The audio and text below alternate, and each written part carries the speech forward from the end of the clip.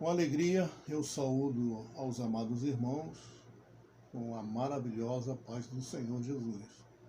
Estamos aqui para estudarmos uma matéria muito importante na teologia sistemática, sobre bibliologia. É um estudo acerca da Bíblia. A bibliologia é a doutrina sobre a revelação de Deus nas Escrituras do Velho e do Novo Testamento, visto serem as Escrituras a principal fonte da teologia cristã. É este um assunto da máxima importância para nós. Olha só, se Deus tivesse apenas falado no princípio, criou Deus os céus e a terra. E a terra era sem forma e vazia, e havia trevas sobre a face do abismo. É a palavra do Senhor? É uma revelação de Deus? É uma revelação de Deus. Mas qual seria o nosso amplo entendimento, o maior entendimento das Escrituras dessa revelação? Simplesmente saberíamos que, no princípio, criou Deus os céus e a terra, e no princípio a terra era sem forma e vazia. Mas o Senhor, ele foi progressivamente revelando para nós aquilo que ele queria revelar acerca do grande plano da redenção. Toda a Bíblia ela é cristocêntrica, ou seja, o Senhor Jesus é o centro da Bíblia. E a Bíblia aponta para a vinda do Messias. E se não fosse essa revelação progressiva, nós ficaríamos sem saber como é que Deus criou todas as coisas, como Deus formou o homem. E, infelizmente, como o homem caiu, ele foi expulso lá do jardim, mas também, se Deus não revelasse para nós ficaríamos sem saber qual seria o nosso destino. Nascemos e vamos morrer, e qual será o nosso destino? Mas a palavra do Senhor, tanto no Antigo Testamento como no Novo Testamento, é uma revelação progressiva da história da redenção. A Bíblia é uma revelação de Deus. Muita coisa foi tirada da história, da observação humana, e não requeria uma revelação sobrenatural. Mas tudo que está escrito na Bíblia é divinamente escolhido e registrado para ser a mensagem de Deus ao homem. É o que Deus quis revelar para nós e é o suficiente de que nós precisamos para nos relacionarmos com Deus, sabermos o seu propósito, porque a Bíblia fala sobre a criação, fala do paraíso perdido, mas também fala do paraíso que foi e será restaurado. A Bíblia fala sobre o pecado, a queda do homem que desgraçou toda a situação do ser humano e atingiu todos os seres viventes por cima dessa terra. Mas também a palavra nos revela acerca do Cordeiro que havia sido separado antes da fundação do mundo para a expiação dos pecados dos homens. Isso tudo é uma revelação da Bíblia, tanto no Antigo Testamento como também no Novo Testamento. Alguns dizem que não gostam de ler o Antigo Testamento, mas como é que se pode colocar um telhado se não tiver uma estrutura? O Antigo Testamento é a palavra de Deus, é a revelação de Deus. Ali o Senhor Jesus estava oculto, era uma promessa. No Novo Testamento, Deus se manifestou através de Jesus e a promessa de Deus se cumpriu. E agora já estamos aguardando a segunda vinda de Jesus e a consumação de todas as coisas. Tudo começou lá no Antigo Testamento. aquelas leis que Deus deu para Israel, tão difíceis, mas o Senhor lhe mudou.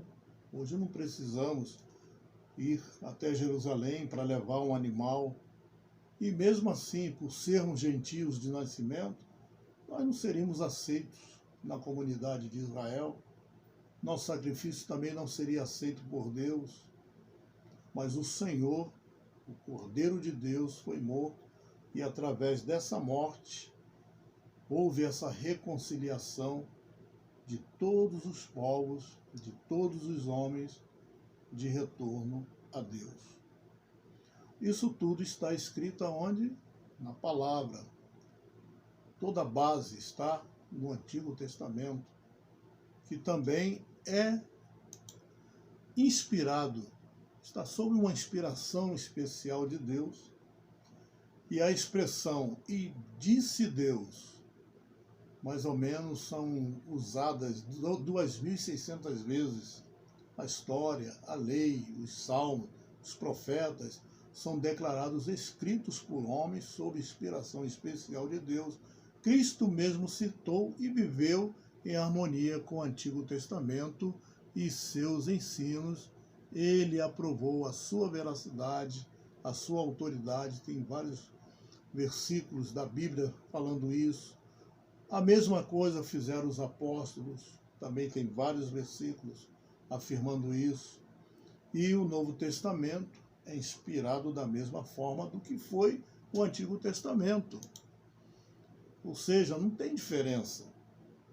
E na realidade, o cânon são os livros que nós consideramos e é inspirado por Deus, preservado pelo Espírito Santo. Esse cânon aqui não termina no Apocalipse.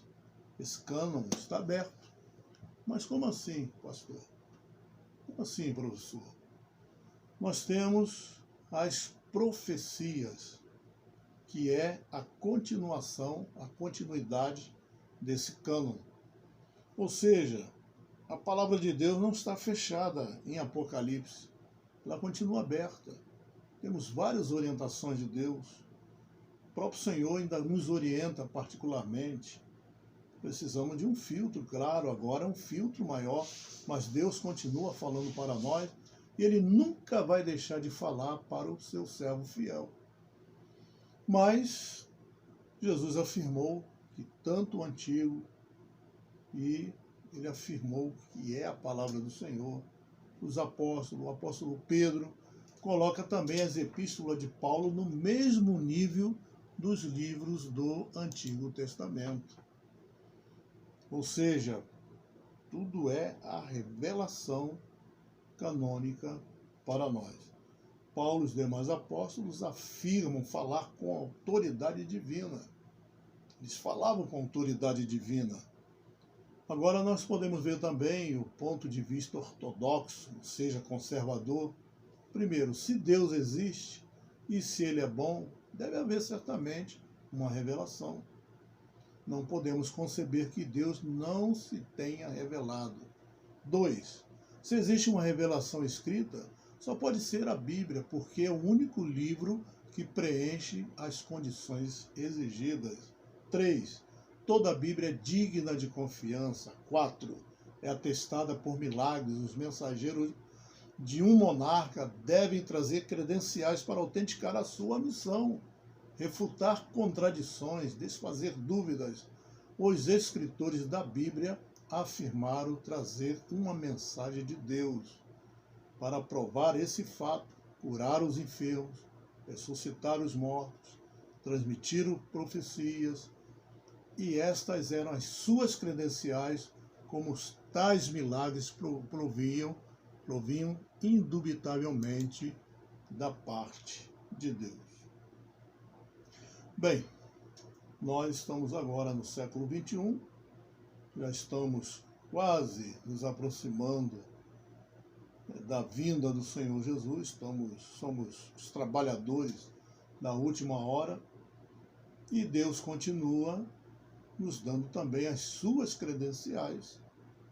O Senhor continua nos revestindo, nos dando autoridade, realizando também sinais através das nossas vidas para demonstrar a sua autoridade e também o nosso relacionamento com Deus. Coisa boa, né?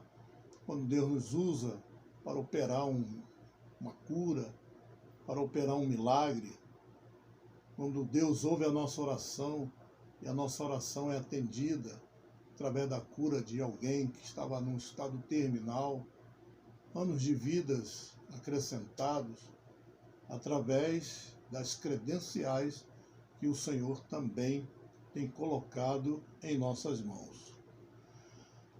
Outros têm havido que afirmaram ser inspirados por Deus, mas a afirmação deles não foi acompanhada das provas necessárias, ou seja, existem aqueles que dizem que estão autorizados, têm a autoridade de Deus, e até a própria Bíblia diz que naquele grande dia vão falar que operaram milagres, profetizaram, fizeram maravilhas, mas não provinha de Deus.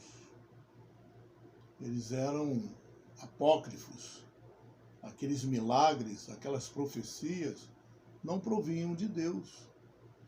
Porque as credenciais de Deus são credenciais que o Senhor coloca em nossa história, em nossa vida, e Ele testifica e Ele atesta que vem das suas mãos. Agora outros podem dizer que tem credenciais para curar, credenciais para operar isso, aquilo, outro, revelam, fazem coisas aí em nome de Deus para enganar, são enganos, né?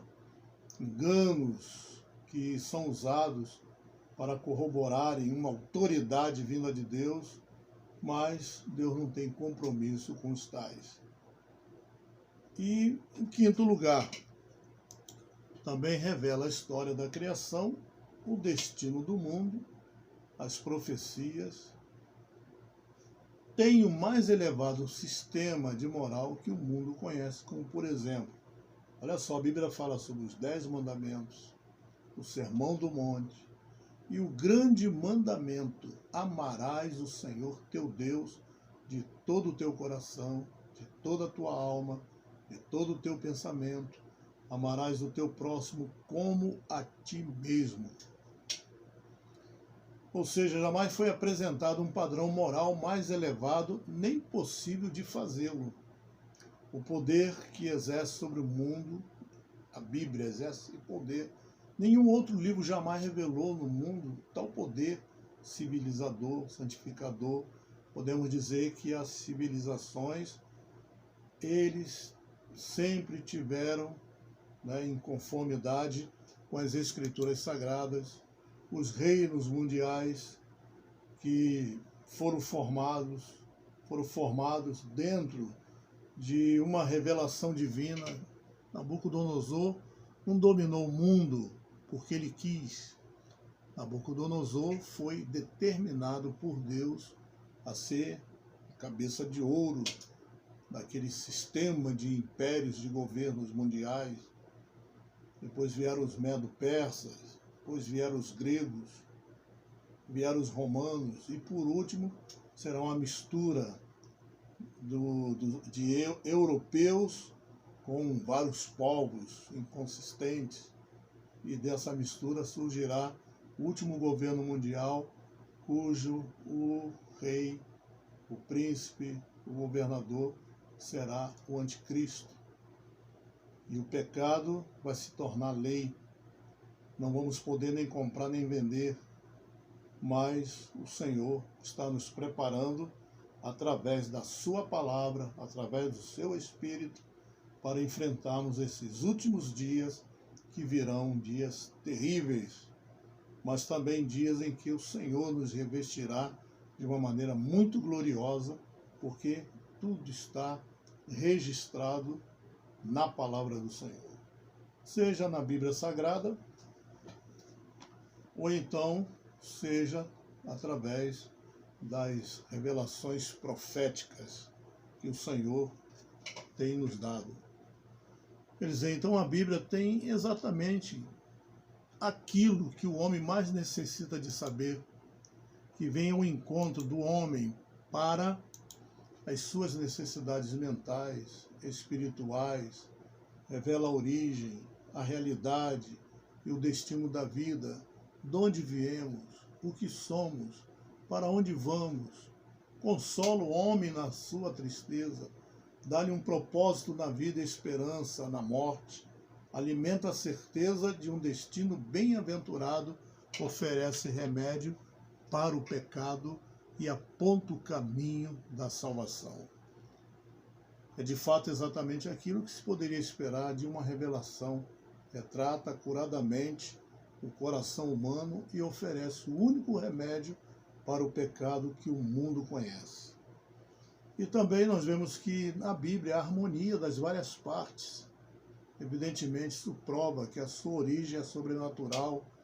É difícil conseguir que certo número de pessoas contenha uma história sem grandes discrepâncias. E quanto mais longa for a história e mais distanciadas estiverem no tempo e no espaço, os narradores, tanto mais difícil será haver harmonia. A Bíblia é um livro escrito por cerca de 30 autores de classes e épocas diversas, reis, estadistas, escribas, nômades, eruditos, camponeses, vaqueiros, vendedor de frutos, guerreiros, chefes, pecadores, publicano, negociantes, médico, professor e etc. Viveram em épocas diferentes durante um período de 1100 anos e a maioria jamais viu um ao outro, não tendo, portanto, possibilidade alguma de se combinarem para criarem uma história. Entretanto, produziram um todo harmônico, material harmônico. O estilo e as mentes deles são diferentes, os seus gostos e costumes não oferecem semelhança alguma, entretanto, conservam-se uníssonos nesta grande obra como um grande coro sob a direção de um grande maestro. Desculpe. Escrever uma história só com determinado alvo em mira suplementaram-se mutuamente e seguiram o mesmo projeto ou plano até alcançar o seu apropriado fim. E a exatidão do livro dá testemunho quanto à sua origem divina. Cristo é o centro da Bíblia. Jesus é o seu tema do princípio até o fim. Gênesis é o prelúdio do Evangelho. Aquele que é prometido em Gênesis como a semente bendita da mulher é visto em Apocalipse sentado no grande trono branco, julgando todos os homens. Os pactos do Antigo Testamento culminam no Novo Pacto. A história dos tempos antigos foi escolhida como prelúdio da história do Filho do Homem. Os sacrifícios antigos eram tidos do grande sacrifício consumado no Calvário. Os profetas falaram dele, os salmistas cantaram a sua glória, as esperanças dos santos do passado se concentraram em sua vinda. A Bíblia é o testemunho sobrenatural acerca de uma pessoa sobrenatural que havia de vir e que realmente veio para salvar o mundo do pecado e da morte.